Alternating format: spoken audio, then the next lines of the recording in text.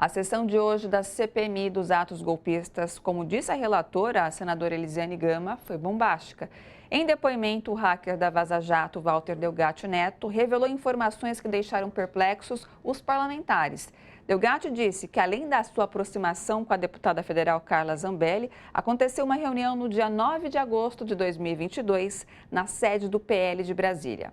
À tarde, o hacker se encontrou com o marqueteiro da campanha de Bolsonaro, Duda Lima, e o irmão da parlamentar do PL, o deputado estadual por São Paulo, Bruno Zambelli. Segundo Delgatti, o marqueteiro lhe deu a ideia de usar, no dia 7 de setembro, um código falso da urna eletrônica para mostrar que era possível fraudar o sistema de votação. Vamos acompanhar agora a primeira parte do depoimento. Na primeira reunião, o Duda Lima não participou, o marqueteiro. Não participou. Ele participou de uma reunião à tarde, às 15 horas. Isso. Perfeito. Me conta um pouco dessa primeira reunião, como se deu, o que vocês trataram nela, o que vocês discutiram nessa reunião? Tá. Nessa primeira reunião, o assunto era bem técnico, até que o Valdemar entrou em contato com o Duda e agendou essa reunião mais tarde com o marqueteiro da campanha. Na reunião da tarde, qual foi a proposta que foi apresentada? Aí eu lhe pergunto de uma forma mais direta. Tá. A ideia de você participar, por exemplo, como garoto propaganda da campanha do Bolsonaro, do então candidato naquele momento, saiu desta segunda reunião? Sim, saiu. O Duda, que é o marqueteiro, ele inicialmente disse que o ideal seria eu fazer uma entrevista, eu participar de uma entrevista com a esquerda e de forma espontânea falar sobre as urnas. Era essa a ideia inicial. Falar que as urnas eram a fragilidade das urnas, isso. Ou seja, a proposta... A inicial.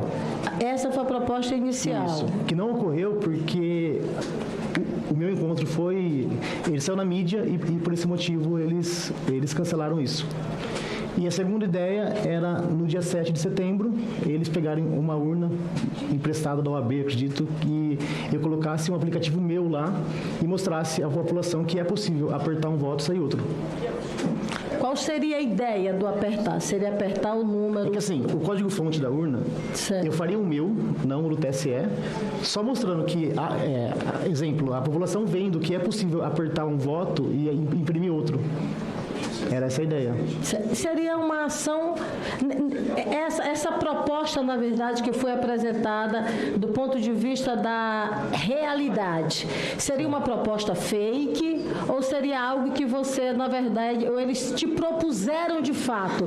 Você, de posse do código-fonte, você vai mostrar para a gente que é a vulnerabilidade, que vamos colocar um número de, por exemplo, do candidato Bolsonaro e, de repente, vai aparecer o número do candidato Lula.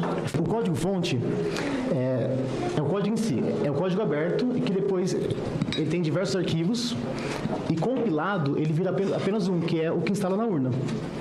E quem tem acesso ao código-fonte antes de compilá-lo consegue inserir linhas que façam com que seja apertado um voto e o resultado seja outro. Lembrando que o código-fonte, a pessoa que manipula ele, ela tem, por exemplo, o código-fonte obedece a quem está criando ele. Então, eu posso criá-lo com a ideia de, assim que compilado, ser inserido um voto e sair outro.